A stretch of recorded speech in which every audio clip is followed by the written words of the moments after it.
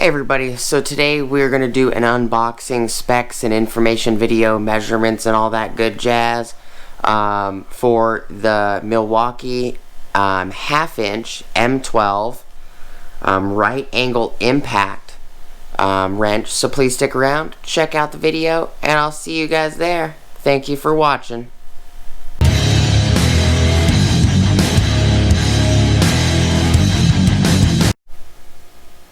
Hey everybody, how's it going? Alright, so we're going to do the same thing as we did for the 3/8 model.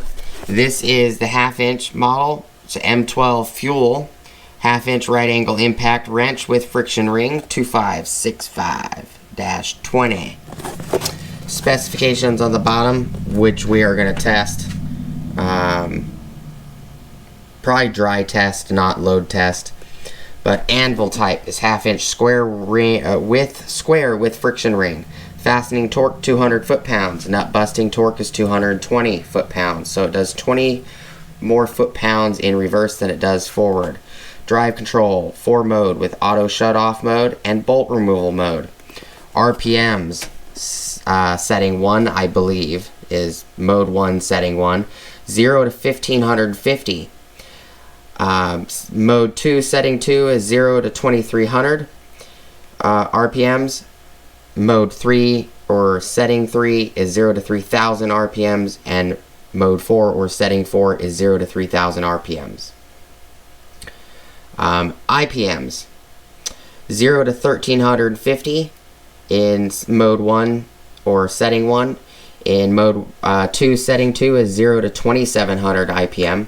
Mode 3 or setting 3 is 0 to 3600 impacts per minute or IPM, and setting 4 or mode 4 is 0 to 3600 impacts per minute. Length 13.3 inches and weight is 2.8 pounds.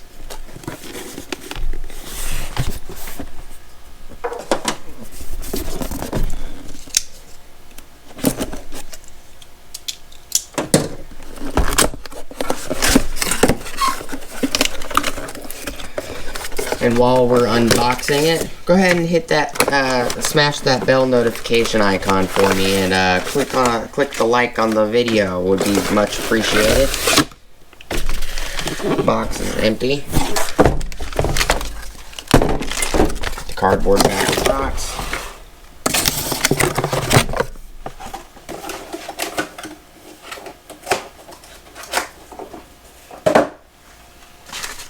You do have your instruction booklet, which is the same as the other model, or the 3/8 model that I got. It shows all three.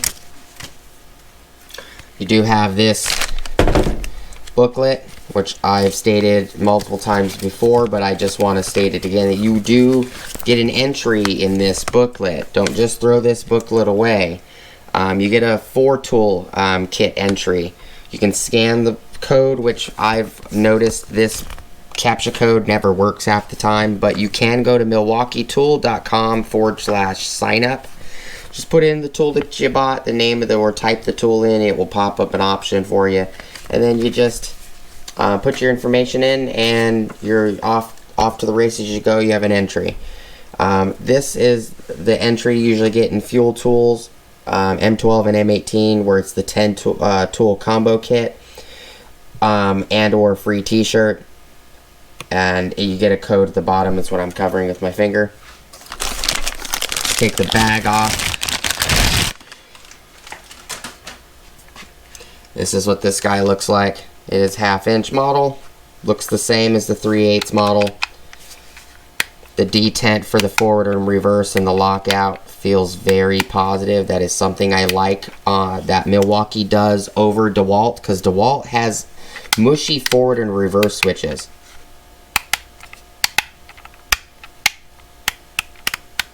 You can hear it. I don't like mushy switches. I just really don't. Alright, so let's bring the scale in.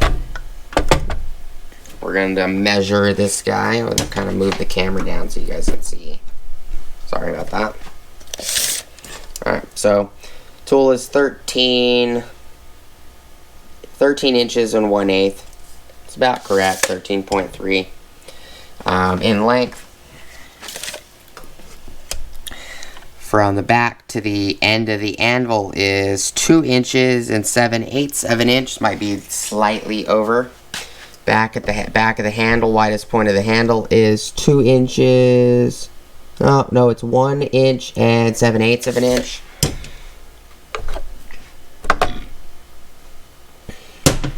Slide this up. Push this down a little bit. Tool is 2 pounds, 14.2 ounces bare with no battery. With a battery.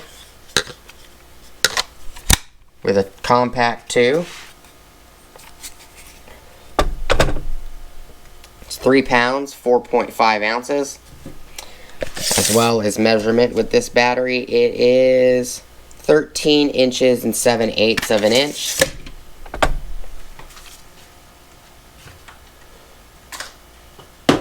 With a 3.0 XC extended battery. Weight is 3 pounds, 12.7 ounces. Length is 14 and slightly over 7/8 of an inch. Okay. With a 4 XC 4.0. It's 3 pounds, 12.5 ounces. Looks like you guys can see it on the camera pretty well. This battery is 14 inches and slightly... No, this one actually shows 15 inches. So the other one's probably also 15 inches and I looked at it wrong. Let me check the 3 as well.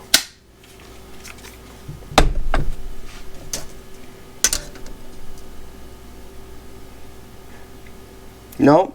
What I said on the 3 is right. It's 14 inches and a little over 7/8. Which is very not noticeable by the naked eye when you're just looking at the batteries in a drawer. Here is the 4 again. It is, yeah, the 4 is definitely taller. It is 15 inches exactly. They look like the same thickness to me, but they're not. That's interesting. So what is it with the 6? Here's the 6.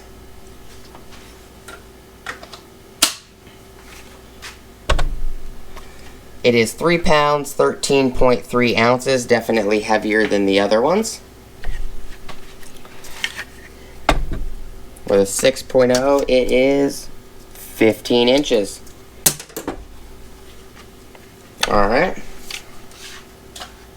Gonna put this little guy, this little compact back on.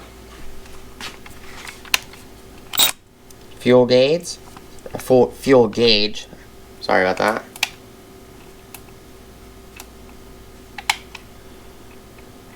So when the lockout switch is engaged, it's something I noticed. I'm going to turn the light off so you guys can see. You can't switch. Can't switch on the modes until you switch it to an unlock position, then it switches. That's pretty neat.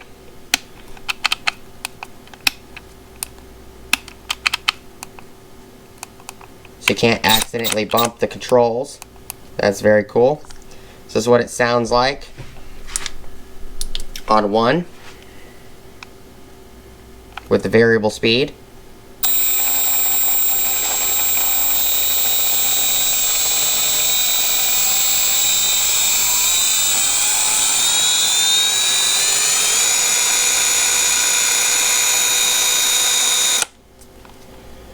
On 2, move it out of frame so I can see. This is 2.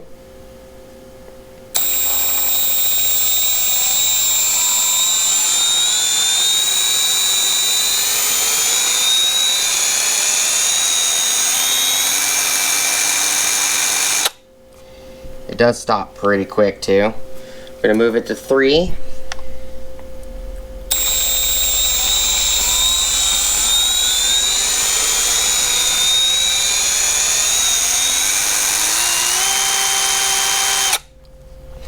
to move it to the auto.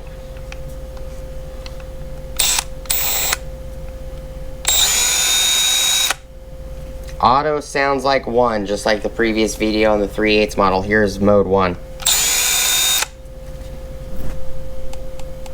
Auto.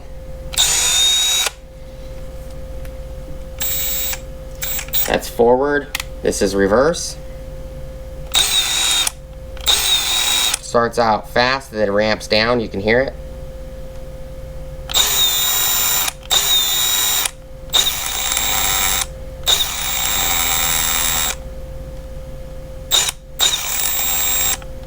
That's just barely pulling the trigger.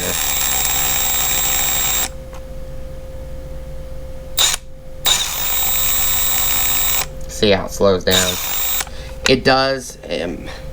My personal opinion, the tool's not consistent with the specifications information on the box, because if you look at the box, you look at IPM 0 to 1350, that's got to be mode 1 or setting 1. 0 to 2700's got to be mode 2 or setting 2, and mode 0 to 3600's got to be mode or setting 3 and 4, because 3 and 4 have the same. Problem is that it's not consistent. I don't know where they're getting the 3600 twice, because the auto is acting like 1. Because on the tool, 1, 2, 3, and then the circle arrow, which would be the auto tightening and or nut setting, the bolt removal mode or the auto shut off mode. I'm not seeing where they're getting the 3600 on the last one, because my personal opinion, as well as you guys can judge based off of hearing it, but setting 1 max trigger pull does sound like 1550 RPMs. It does also probably would sound, if I was using it on a bolt, about 1350 impacts. Setting 2 0 to 2300 RPMs. It does sound about that. And yeah, I would assume if I was using it on a bolt, it would be 0 to 2700 impacts. Mode 3 is 0 to 3000 RPMs. That looks and feels and sounds like 3000 RPMs. If I was using it on a bolt or something, more than likely it would be 3600, 0 to 3600 impacts per minute. But on setting 4, on the description of the information, it's saying the same thing as setting 3. Well, setting 4 is the auto mode. It sounds exactly like setting 1, 0 to 1550 RPMs. So if I turn this guy off, you can see that it's on the auto mode. Okay, then I move it to 1. To me, it sounds just like auto. Sounds just like the mode 1. This video is not going to be as long as the 3/8. I kind of shoved in it a lot more information in the 3/8 video. Let me turn these back on. I will grab some sockets, 1/2-inch sockets. We can look at it from there.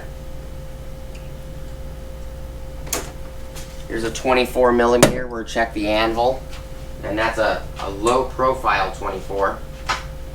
And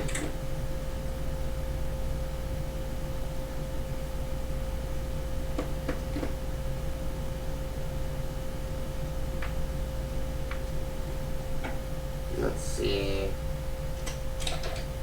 it's a standard. These are a couple standard sockets. This is a Pittsburgh 3/4. It's a chrome vanadium socket. This is a Pittsburgh Pro socket, which is a chrome moly socket. Let me turn the light.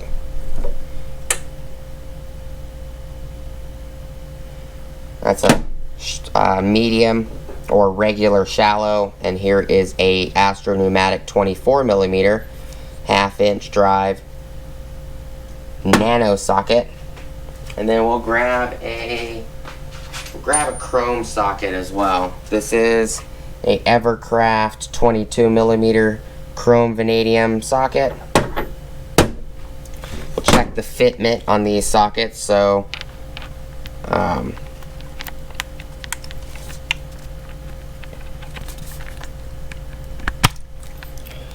well, the 1/2" on the chrome sockets fits way better. Not as much slop as the 3/8, which is very nice.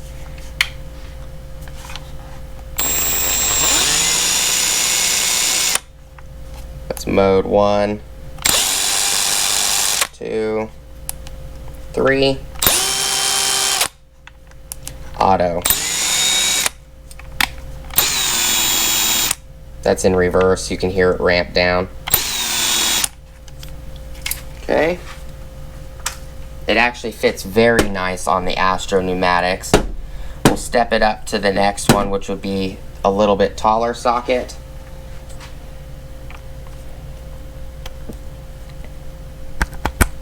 It fits very stiffly on there. Nice fitment. So all in all, it looks like the 1/2" has the better fitment than the 3/8 model. 1, 2, 3. Auto. And forward, the auto sounds better. And I can tell by the mode, the way it sounds. Auto shut-off mode would be in forward position on the auto selector, or the mode 4 switch. Bolt removal mode would be the auto shut off before the bolt completely comes out of thread and falls on the ground, would be in reverse. You can tell by the, in the auto setting, you can tell by, forward or reverse. This is forward. There's no ramp down. In reverse, there is. It goes. Rawr. Check it with a impact deep socket. 1, 2, 3. Auto. Switch it to forward. 1, 2, 3. Auto. And you can hear it stopping with the weight of the socket. And chrome. Chrome socket fits actually very nice. Not a lot of wobble in the chrome socket either. Setting 1 in forward, 2 in forward, 3 in forward, and that ting, that loud ting, is actually the chrome socket making the noise. Auto in forward, 1 in reverse, 2 in reverse, 3 in reverse,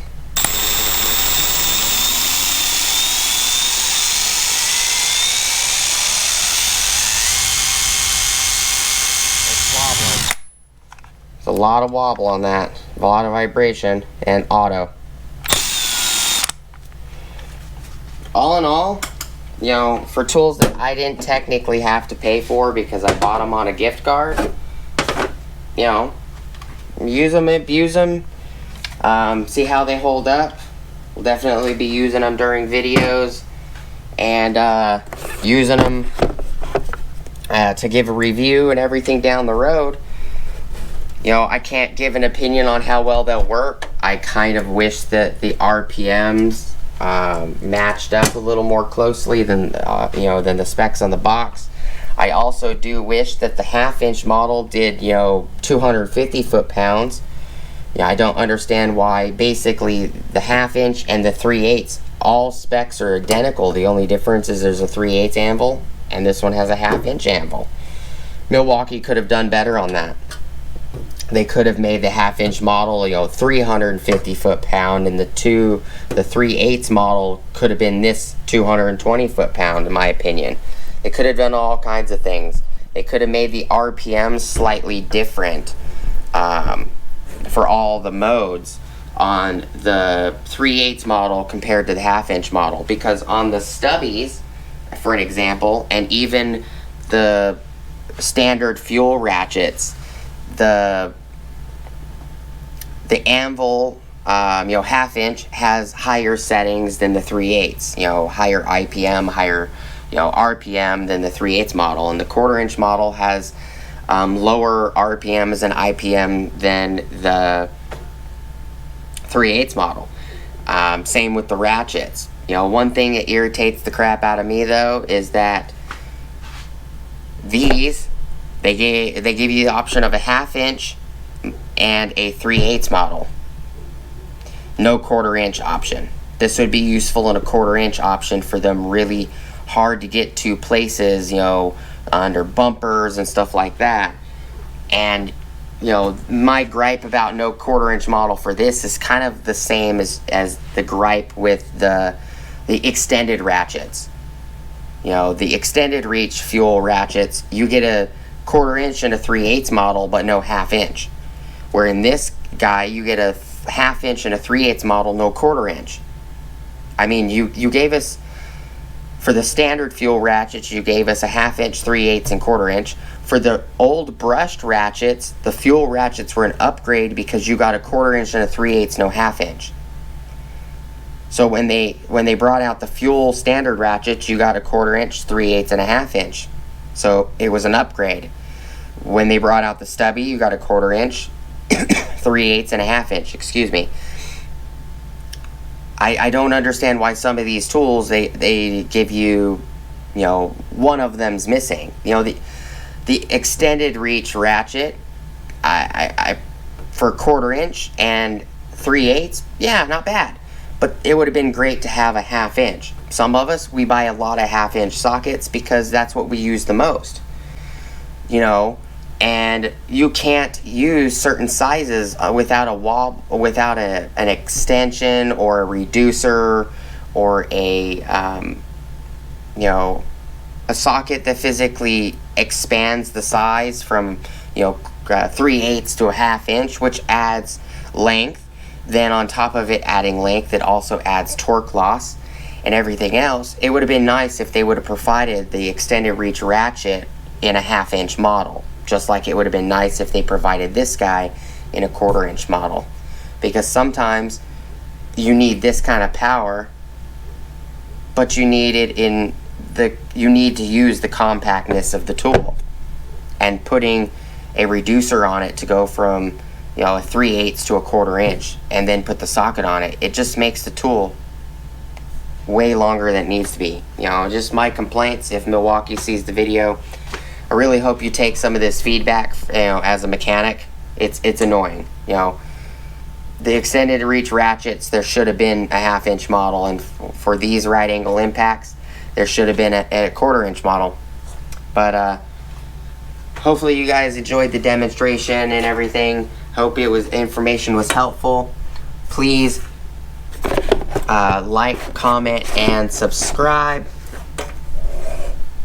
Hit the bell notification icon for future updates. Actually, smash that bell notification icon if you guys want to see future updates. I do appreciate you guys sticking around with me. Thank you guys so much to all of my subscribers for, you know, commenting and stopping by every time I do a video. Do appreciate it. Please go check out my Amazon affiliate links, my Acme Tools affiliate links, my DJI Electronics affiliate links, as well as my Ohio Power Tools affiliate links if you guys like videos on these Milwaukee tools, hey, why not go check out some of my other videos. I do have a video on the Milwaukee NPS 2020 pipeline event. I did a live stream on that. And it shows all the new tools that they've came out for episode 1. This and the 3/8 model was in that video. You know, if you guys want to look at some Milwaukee tools, maybe pre-order some tools, I have links down in the description of that episode 1 video. Might be helpful to you guys. You know, check out tools. I did just a bulk link for the Ohio Power Tools as well as Acme Tools, where it says, you know, Milwaukee NPS 2020 pipeline. You know, that link for Ohio Power Tools and Acme Tools, that is a bulk link. It shows all items in the pipeline line, or all items released at pipeline for that episode. And I also left links down below for Acme Tools as well as Ohio Power Tools for specific tools if you guys are just interested in specific tools. If you pre-order something and you use my link, I do appreciate it. It does help me out. It doesn't cost you guys anything extra, and it does help me out with buying tools and stuff for the channel. Appreciate your guys' time. Thank you so much for watching. Hopefully I'll see you guys on the next one, and I hope you have a great rest of your day. Peace!